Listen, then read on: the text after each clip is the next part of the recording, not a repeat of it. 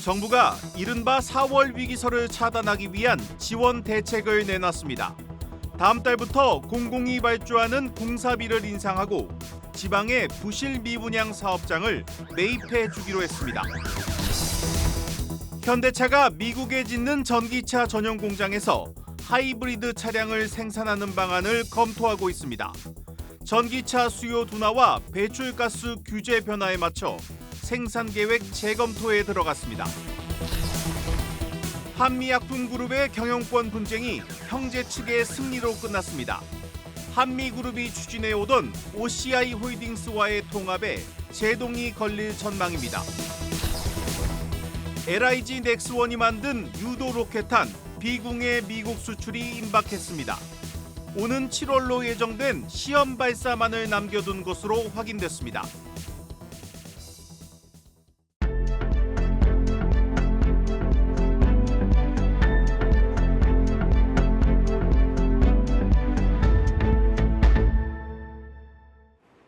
뉴스플러스 시작합니다. 대통령실까지 나서 4월 위기설은 전혀 근거가 없는 낭설이라고 일축했지만 이 부동산 PF 부실을 중심으로 한 건설업계의 위기는 이미 시작됐습니다. 이 본격적인 부동산 PF 구조 조정을 앞두고 정부가 오늘 지원 대책을 내놨습니다. 이 물가 상승에 맞춰서 공공공사비부터 올리고 이 지방 미분양 사업장을 사들여 유동성을 지원해 주기로 했습니다. 먼저 한창률 기자입니다. 지난해 말 기준 부동산 PF 대출 잔액은 135조 6천억 원. 대출 잔액의 증가율은 정체되고 있지만 연체율은 1년 전에 비해 1.5%포인트나 상승했습니다. 특히 저축은행의 경우 자본 대비 PF 대출과 연체액 비율이 다른 금융사 대비 커 부실 위험이 높아졌습니다.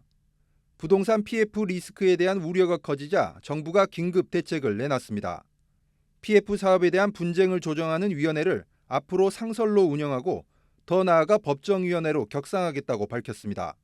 고금리, 공사비 상승, 미분양 증가 등 건설 부문의 애로를 해소하기 위한 물가 상승과 적정 단가 등을 감안하여 공공부문 공사비를 조정하고 민간부문 분쟁 시 신속한 조정을 지원하겠습니다. 이와 함께 PF 부실 우려 사업장에 대해 재구조화를 통해 유동성을 지원하기로 했습니다. 지방 미분양 주택에 대해서는 취득세와 종부세에 대한 세제 지원을 통해 미분양 리스크를 해소할 수 있도록 지원 대책을 내놨습니다. 지역 경제와 취약계층 고용에 미치는 영향이 큰 건설 경기. 이번 정부 대책이 4월 위기설을 잠재우고 내수 경제에 활력을 불어넣을 수 있을지 주목됩니다. 한국경제TV 한창률입니다. 부동산부 방서우 기자와 조금 더 자세히 분석해 보겠습니다. 방 기자, 이 4월 위기설이라는 말이 나올 정도로 좀 부동산 PF 부실 문제의 심각한 분위기인데 오늘 대책에는 구체적으로 좀 어떤 내용들이 담겼습니까? 사실 이제 지금의 위기가 건설사들이 단순히 집을 이제 못 파는 데서 그치지 않고 집을 지을 수도 없고 어떻게든 지어서 팔아도 남는 게 없다는 점에서 좀 과거 금융위기보다 심각하다고 여겨지고 있습니다. 네. 실제로 지난해 말 이제 국내 16위 건설사인 태영건설이 워크아웃 신청 직후 이제 올해 1분기 대형 건설사들의 신용 등급과 전망이 줄줄이 하향 조정됐습니다. 여기에 이제 신용평가사들은 지금 이렇게 우량하다고 알려진 A급 건설사들의 신용도 추가 강등을 좀 염두에 두고 있고요. 그래서 네. 이제 4월 위기설도 나왔던 거고, 따라서 이제 정부가 이제 PF 사업장 재구조화로 대표되는 금융 지원 외에도 한국토지주택공사 LH를 구원투수로 등판시켜서 미분양 아파트뿐 아니라 또 이제 토지까지 매입해준다고 나섰고요. 이와 함께 건설사 수익성 악화의 주범으로 꼽히는 공사비도 현실화하겠다고 밝혔습니다. 네. 또 이제 주택 사업장에 대해서만 지원되던 PF 보증도 좀 비주택 사업장, 오피스텔이나 지식산업센터 사업장까지 좀 늘려주기로 한 겁니다. 네, 과거에도 이 정부가 미분양 아파트를 매입해 준 적이 있는데 이게 근본적인 해결책인지는 모르겠습니다. 효과가 있었습니까?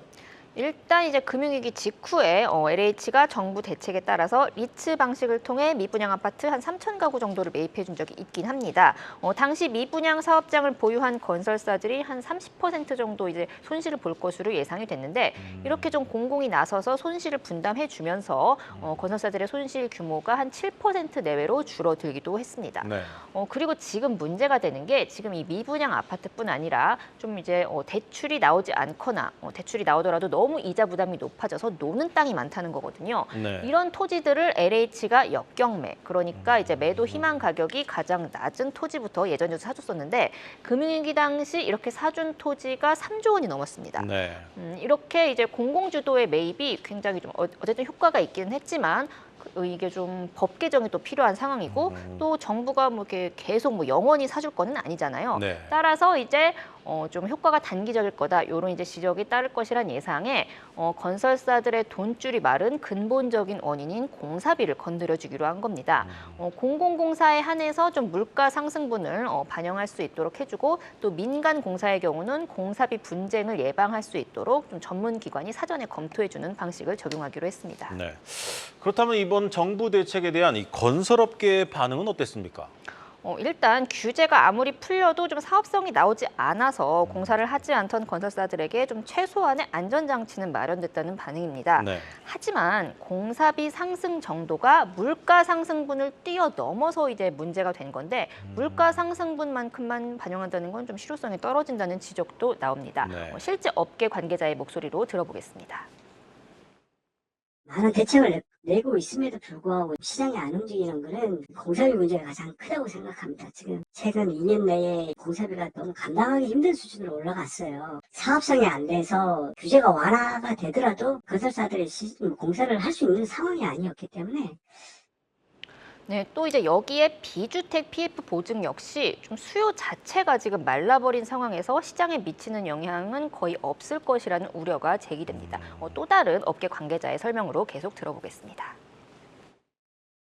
피부 보증이 된다 하더라도, 그래서 사업이 된다 하더라도 탈 사람이 없는 거죠. 금리가 높고 경기가 집체 국면에 있다 보니까 살 사람 자체가 없다는 게 문제인 거죠. 네, 결국 이 모든 문제는 건설사들이 공급하는 무언가를 사주는 사람이 있어야 해결이 될 텐데 지금의 부동산 경기를 볼 때 이 수요가 살아나기 좀 어려운 상황 아닙니까? 네, 그렇습니다. 부동산 경기 자체가 좀 의미 있는 수준으로 반등되지 않고서는 어떤 정책도 효과를 보기는 힘들다는 게 전문가들 분석입니다. 이번에는 권대중 교수의 설명으로 들어보겠습니다. 원자재 값이 안정화돼야 되고요. 금리가 안정화돼야 됩니다.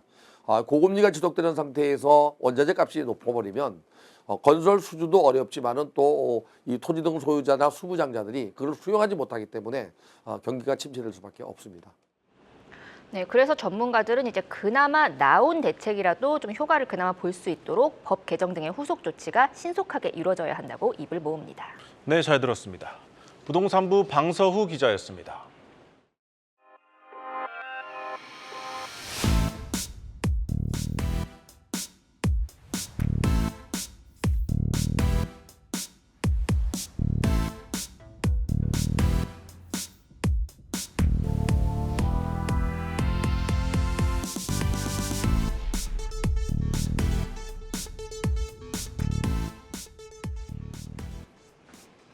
세계 최대 시장인 북미 지역의 올해 자동차 트렌드를 보여주는 뉴욕 오토쇼가 오늘 개막했습니다.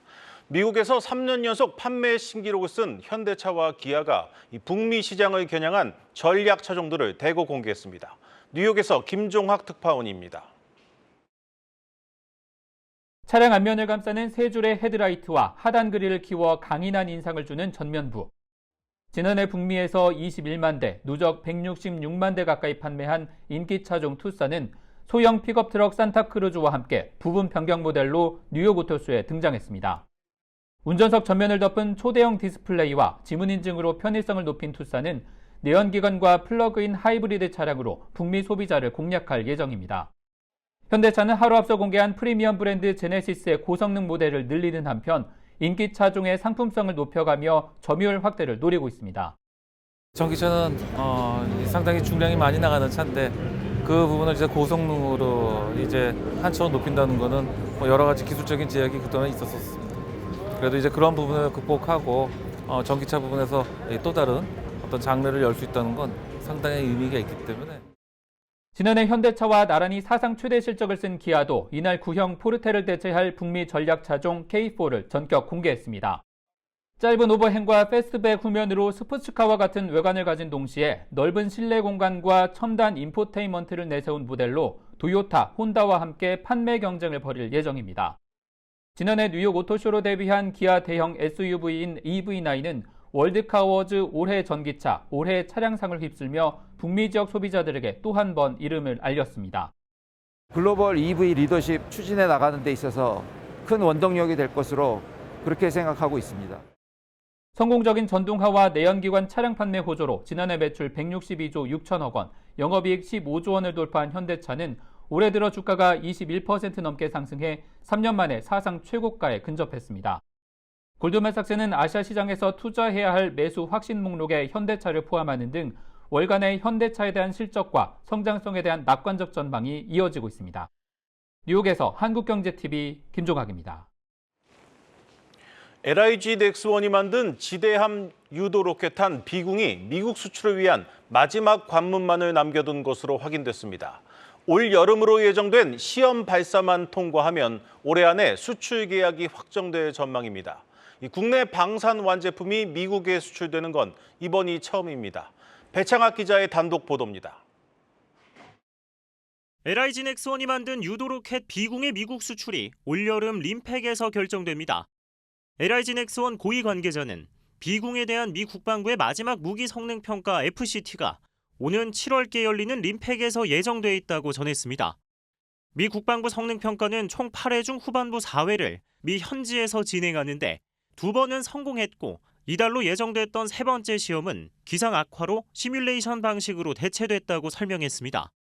그는 이어 비궁이 림팩에서 시험 발사에 성공하면 올해 안에 미 수출 계약이 확정될 것이라고 전했습니다. K방산 사상 최초의 미국 수출로 기록되는 것입니다. 림팩은 전 세계 각국의 해군이 참가하는 경년 단위의 세계 최대 국제 해군 훈련으로 미 하와이에서 6월 말부터 약 한 달간 열립니다. 비궁은 6회공 모두에서 쏠 수 있는 유도 미사일로 가격은 경쟁 제품의 3분의 1밖에 안 되지만 명중률은 100%에 가깝습니다. 이미 사우디아라비아와 아랍에미리트 등 중동 국가가 대거 사들여 운용 중일 만큼 해외에서 기술력을 입증받은 무기입니다. 최근 예멘 후티 반군이 홍해 항행 선박들을 공격하자 미군이 대응용 무기 확보를 위해 협상에 속도를 내고 있는 것으로 전해집니다. 구본상 LIG 그룹 회장은 림팩이 열리는 7월 전후 미국 방문 일정을 검토 중입니다. K방산 최초의 미국 수출이란 새 역사를 진두지휘하기 위한 것으로 구 회장의 방미를 기점으로 수출 규모와 시기 등 세부 내용이 확정될 전망입니다. 한국경제TV 배창학입니다. 참치 회사로 잘 알려진 동원그룹이 김남정 회장 체제로 새롭게 출범합니다. 김 회장은 과감한 투자로 성장 동력을 마련하겠다고 취임 일성을 밝혔습니다. 적극적인 M&A에 나설 것이란 관측이 나오고 있습니다. 유호성 기자입니다. 김남정 동원그룹 부회장이 그룹 회장직에 올랐습니다. 지난 2014년 부회장에 오른 이후 10년 만에 승진입니다. 동원그룹은 김재철 명예회장이 1969년 세운 동원산업을 모태로 수산과 식품을 주력으로 성장해온 회사입니다. 지난해 말 기준 자산 총액은 8조 9천억 원으로 재계순위 54위에 해당합니다. 김신임 회장은 1998년 동원산업 영업사원으로 입사해 동원 F&B 마케팅 전략팀장, 동원 엔터프라이즈 부사장 등 계열사를 두루 거치며 경영 역량을 쌓은 걸로 평가받습니다. 이후 지난 2014년 부회장직에 올라 10여 년간 10여 건의 인수합병을 진두지휘하며 참치 산업을 넘어 소재와 물류로 그룹의 사업 영역을 넓혔습니다. 김신임 회장은 지난 50년간 동원그룹을 이끌어온 김재철 명예회장의 업적과 경영 철학을 계승하고 과감한 투자로 미래 성장 동력을 발굴해 나갈 것이라고 밝혔습니다. 10년 만에 회장에 올랐지만 동원그룹을 둘러싼 대내외 환경이 눅눅하지는 않습니다. 주력인 식품 사업은 내수 시장이 한계에 부딪히면서 해외 사업을 키워 돌파구를 찾아야 하는 상황입니다. 육상 연어 양식이나 2차 전지 소재 등 신사업은 성과를 논하기 이르고 활발했던 M&A는 신중한 태도를 보이고 있습니다. 하지만 김신임 회장 승진 이후 과감한 투자 의지를 보인 만큼 지난해 무산됐던 HMM 인수에 동원그룹이 재도전을 하는 것 아니냐는 관측도 나오고 있습니다. 한국경제TV 유호성입니다.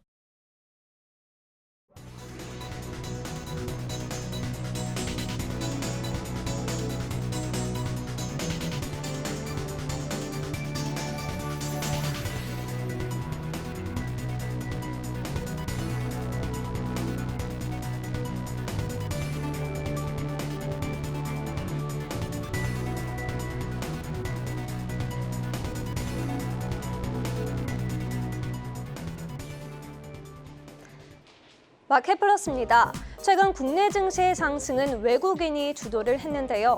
주도주 위주로 포트폴리오를 구성하고 있는 외국인과 달리 기관은 소외주에 집중하고 있는 모습을 보이고 있습니다. 한 달간 기관은 포스코홀딩스, 삼성, SDI 등 최근에 주가 부진한 흐름을 이어갔던 종목들 위주로 매수를 했는데요. 작년 급등했던 2차 전지 기업들이 조정에 들어가자 저가 매수에 나선 것으로 풀이됩니다. 같은 기간 외국인 순매도 상위 종목에 해당 종목들이 들어가 있는 것과는 대조적입니다. 반면 기관과 외국인 마음이 통한 종목도 있었습니다. 둘 다 네이버에 대해 매도 우위를 보였는데요. 외국인과 기관은 한 달간 1조 원 넘게 네이버를 매도했습니다. 일부 증권사에서는 네이버에 대해 보수적인 전망을 전하며 목표 주가를 하향 조정했는데요. 증권 업계에서는 올해 기대했던 본업 마진 개선에 따른 실적 성장 가능성이 옅어졌다고 설명했습니다. 다음 소식입니다. 요즘 우리 시장은 반도체주를 중심으로 시장이 움직인다고 해도 과언이 아닙니다. 최근 8만 전자에 도달한 삼성전자가 오늘도 8만 800원을 기록하며 52주 신고가를 경신했는데요. 종가로 8만 전자를 넘긴 건 2년 3개월 만에 처음입니다. 오늘 개인이 차익 실현에 나섰지만 외국인과 기관이 5천억 원 넘게 매수하며 주가 방어에 나섰습니다. 반면 이날 SK하이닉스는 외국인과 기관이 매도하면서 18만 원을 밑돌았습니다. 반도체 대장주의 질주에 가온칩스, 제주 반도체 등 반도체 장비, 부품 업종도 급등세를 보였습니다. 모두 AI 반도체 시장의 수혜를 볼 것이라는 긍정적인 전망이 나오며 주가 상승세가 이루어진 겁니다. 한미 반도체는 최근 SK하이닉스의 215억 원 장비 수주에 성공한 데 이어 미국의 주요 디램 제조업체인 마이크론의 신규 고객사로 확보할 것이라는 소식이 전해지며 오늘도 급등세를 이어갔는데요. 한미 반도체 주가 보시는 것처럼 1년 사이 2만 1,100원에서 13만 4천 원으로 500% 넘게 급등했습니다. 마지막 소식입니다. 지난해 상장한 뒤 실적 쇼크로 소액 투자자들을 울린 기업이 있죠. 파두가 오늘 주주총회를 열었습니다. 이지호 파두 대표가 직접 나와 소액 투자자들에게 사과의 입장을 전했는데요. 거시적인 사이클을 충분히 인지하지 못하고 단기적인 변동성에 대한 대처가 부족했다고 사과를 했습니다. 또 하반기부터는 본격적인 실적 회복세가 이루어질 것이라고 전했는데요. 다만 올해 1분기, 2분기에 대해서는 아직 자신 있게 말하기 어려운 부분이라고 언급을 했습니다. 불확실한 실적 전망에 파두의 주가는 주주총회 이후 하락세를 지속하며 2% 넘게 하락한 채 장을 마쳤습니다. 지금까지 마켓플러스였습니다.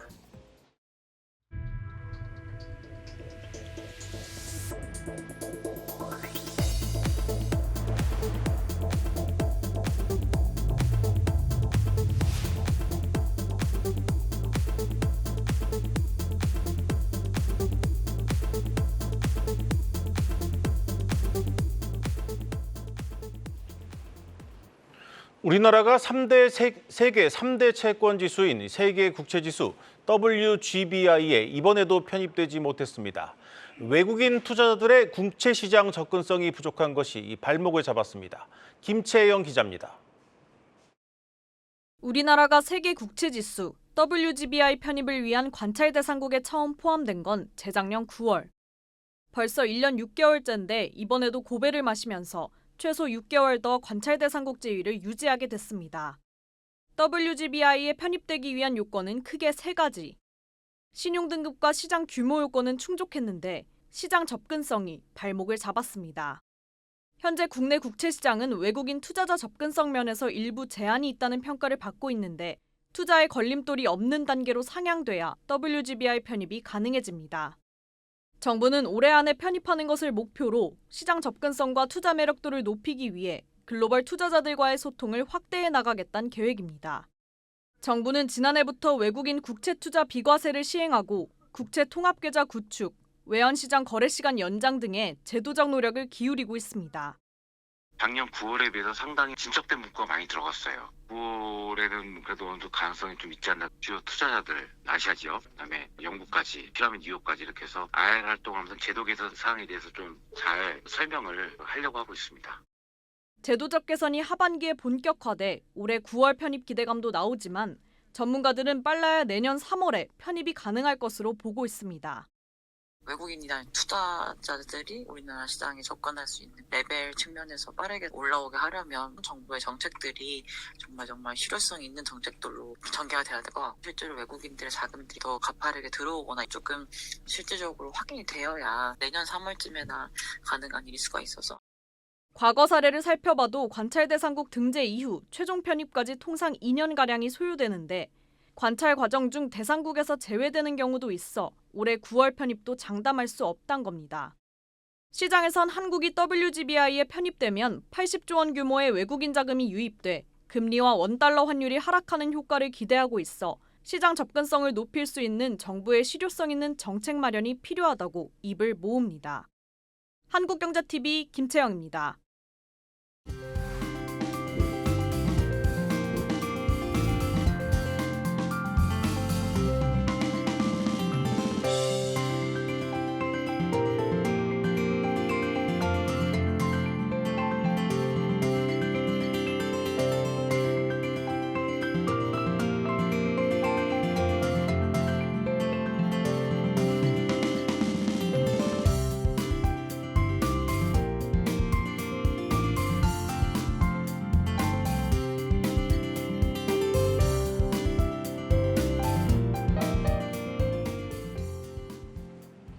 오늘 준비한 뉴스 플러스는 여기까지입니다. 함께해 주신 여러분 고맙습니다.